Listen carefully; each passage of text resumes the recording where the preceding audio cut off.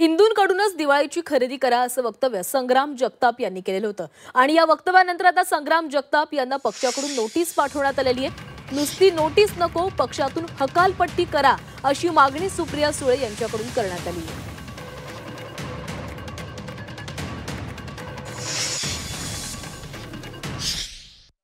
आता दीपावलीच्या निमित्तानं देखील आता बाजारपेठ आहे। मी तुम्हाला सर्वांना विनंती करेन, जो दीपावलीच्या निमित्तानं काही खरेदी करत एक लक्षात घ्या, ती खरेदी करत असताना आपला पैसा, आपली खरेदी आणि आपल्याला जो नफा भेटल तो फक्त आणि फक्त हिंदू माणसालाच झाला पाहिजे।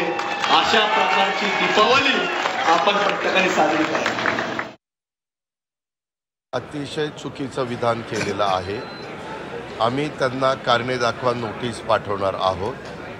एकदा पक्षाची ध्येय धोरणं ठरल्यानंतर पक्षाच्या विचारधारेपासून जर कुठलाही खासदार, आमदार किंवा संबंधित जबाबदार व्यक्ती अशा प्रकारची वक्तव्य करत असतील तर ती वक्तव्य राष्ट्रवादी काँग्रेस पक्षाला अजिबात मान्य नाही।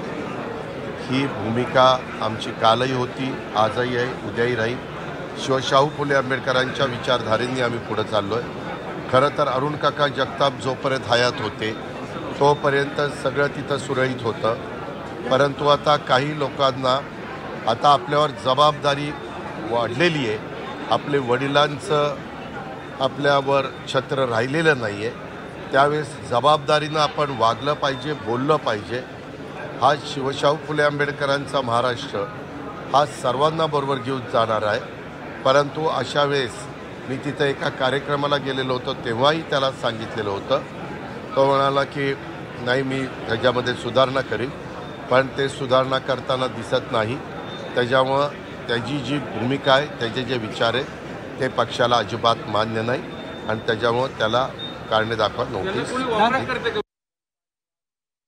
नुसती नोटीस देऊन होणार नाही, पक्षातून काढून टाकायला पाहिजे। कोणीही व्यक्ती जर समाजात तेढ निर्माण करून महाराष्ट्राच्या विरोधात आणि देशाच्या संविधानाच्या विरोधात काम करत असेल तर अशा व्यक्तीवर स्ट्रॉंग ॲक्शन झाली पाहिजे। हा देश कोणाच्या मनमर्जीने चालणार नाही, हा देश भारतरत्न डॉक्टर बाबासाहेब आंबेडकरांच्या संविधानाने चालणार आणि त्यांचे जे स्टेटमेंट येत आहेत हे महाराष्ट्राच्या, भारताच्या संविधानाच्या विरोधात आहे। त्याच्यामुळे ह्याच्यापेक्षा जास्त स्ट्रॉंग ॲक्शन आम्हाला अपेक्षित आहे आणि हा विषय राजकीय नाही आहे, हा सामाजिक भारताच्या आणि महाराष्ट्राच्या ऐक्याचा विषय आहे।